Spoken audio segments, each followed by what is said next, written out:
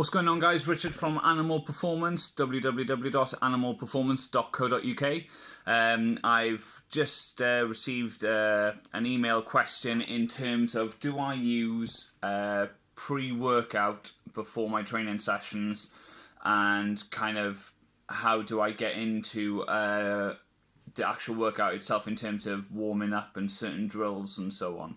So firstly, I do not use any pre-workout whatsoever. I haven't used pre-workout for years. I find that because most of them are quite a large caffeine dosage, I get really jittery and I get really twitchy, and some of them are so strong it even makes my skin itch a little bit. I just don't like the fact of it overly tries to intensify something that I can do quite well on my own. Even when I'm feeling run down, even when I'm feeling a bit, on the back foot, I will still just, use other tools in my mind to kind of get me focused and get me to where I need to be. I do use just quite a strong coffee before every gym session, more of a psychological cue than anything, because once I kind of have that at that particular time, it kind of underlying tells my brain and tells my body that this potentially is going to be switching up a gear and things are going to get serious and things are going to be lifted and so on. So yeah, not a big fan of pre-workouts, purely for the fact of is that I really don't think they have much real world application. Some people may find that they have slightly a bit more energy, or the fact that they can focus a bit harder, but I feel that due to the nature of the product, that you'll get very accustomed to the dosages very quickly. And then when you become accustomed to those dosages, how well they'll work for you, I think it will diminish the more your body becomes accustomed to those dosages. So then you're having to use a higher and higher and higher dosage. And it's kind of counterproductive, I feel. So me personally, I just have quite a strong coffee before I go to the gym. I tend to watch certain motivational videos on YouTube. I find YouTube a really good motivator and inspirational tool. You can just type in something simple as leg day motivation or something of that nature, and then you'll have quite a wide scope and variety of videos to watch that I find certainly really helps me kind of get aggression switched up, helps me focus and channel my energies, and it also sometimes even gives me kind of layup ideas of potential exercises that I hadn't thought of doing that day, and in the video it can demonstrate me to put those in those particular sessions. So yeah, YouTube I find a really good one, and apart from that, that's it really. Because I keep a very high meal frequency and nutritional balance, I feel like I'm pretty much always capable. The only time I do feel a bit kind of on the back foot is when I haven't had enough sleep due to the nature of my job or my life. But that's very rare. I do make a very conscious effort to try and get as much sleep in as possible. Something ridiculous like sometimes going to bed at 7 o'clock in the evening in the middle of summer, but then that means that I will get my 7 to 8 hours, so it's all there for a purpose. So yeah, that's where the pre-workout is concerned. In terms of the drills and certain practices I use at the beginning of each session, I'm a big believer in warm-up sets. I'm a big believer in switching on auxiliary muscles and supporting muscles.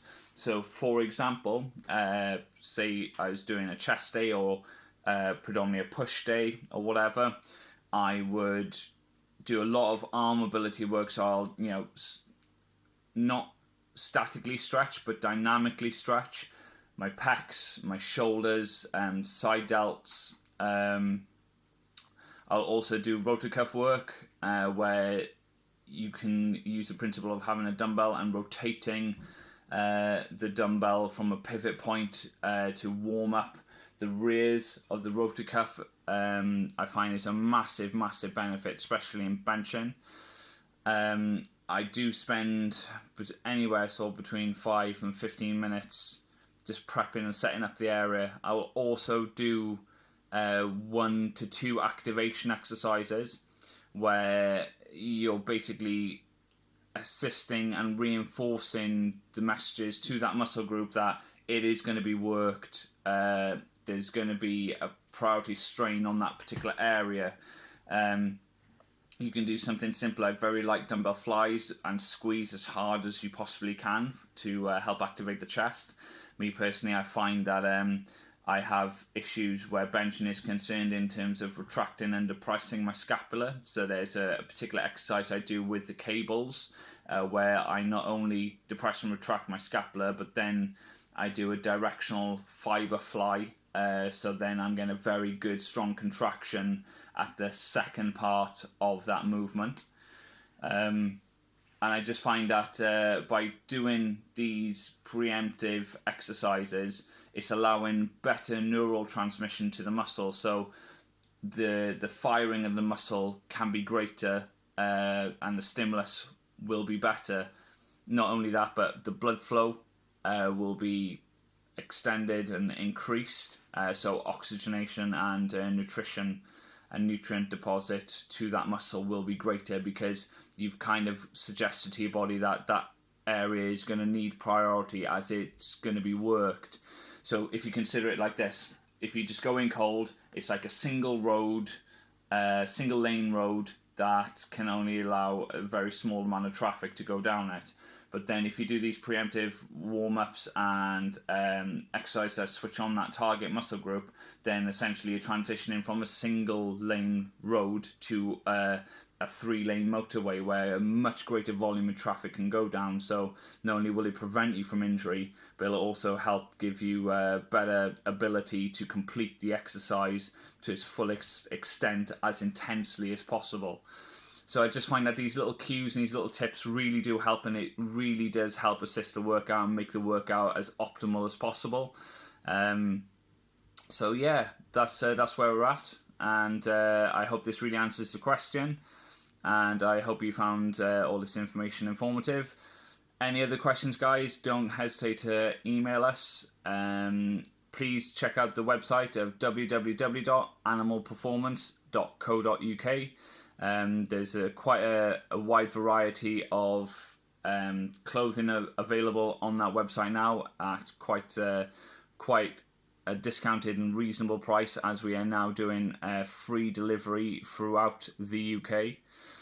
Also, there's quite an interactive blog section on the website as well. We've recently put up some quite lengthy additions to that blog, so it gives far more detail about who I am, why I've been channeled into this kind of journey, and why I feel so kind of inspired, and why I feel so in the need to kind of try and help other people who are in a similar position.